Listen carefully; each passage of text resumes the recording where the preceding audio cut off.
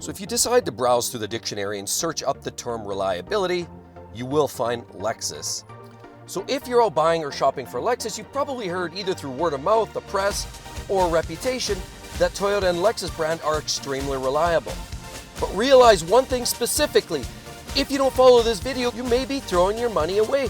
I'm going to share with you guys several different Lexus engines that have had problems and continue to be an issue still today. Let's get into it now.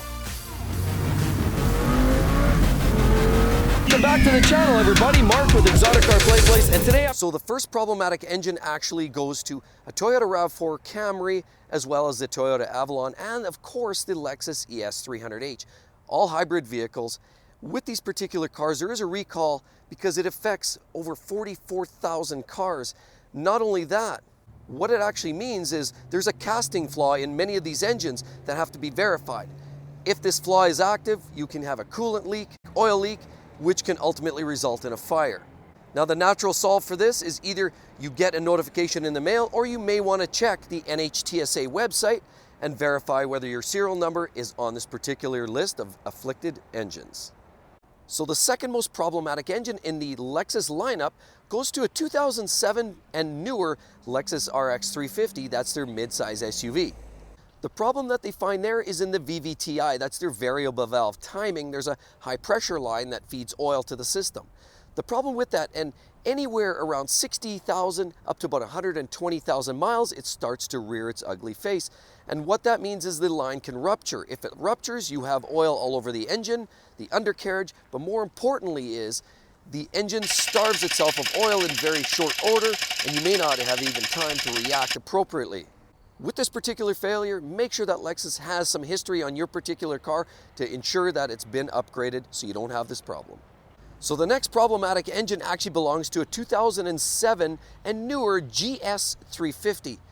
Generally a very durable car, but there is a problem that some owners are realizing. At anywhere from about 35,000 miles up to about 100,000 miles, it starts to reveal itself, and that is a startup knock or chain noise. What that means is Lexus has to upgrade the variable valve timing gears, and it can rectify that problem for you. Generally a relatively minor one, but it better be taken care of sooner than later. So the next engine or engines that make my list go to actually a late model 3.5 liter V6 or the 4.6 liter V8. And what that has to do with is valve springs. That can actually affect LS460, LS600H, 600HL, GS350, GS450H, and GS460.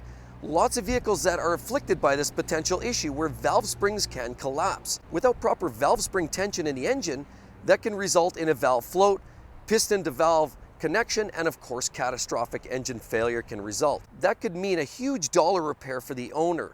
That ultimately means the engine is failed. So Lexus and Toyota have been looking at addressing this through a recall through North America and Asia as well as Europe. But until then, be sure that your car is either not on that list, or if it is, that it has been repaired appropriately. Now the next problematic engine for Lexus goes to a 97 to 2002 Lexus with a 3-liter engine, often found in the RX 300 or the ES 300.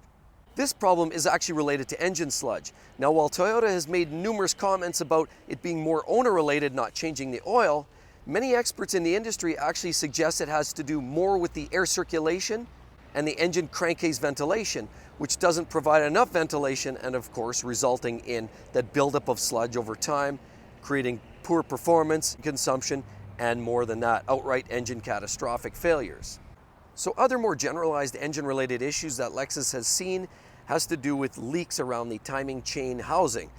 The problem with that is the cost and the sheer expense of repairing it. In itself isn't a major potential for failure. However, with progressing leaks and oil on the ground, it becomes more of a necessity to clean that up. To do that can be very expensive. Depending on the model specific, that can cost you upwards of almost $4,000 to correct that issue. That is a significant issue you got to be aware of. Watch for those leaky timing chain housings. So regardless of all of these engine issues that I just explained to you guys, don't forget, you're going to want to find out why Lexus ultimately is still so reliable. That video right there is going to show you and explain to you guys in detail why Lexus is such a dependable car brand. Hope to see you guys real soon. Don't forget to subscribe. Catch you real soon. Bye-bye.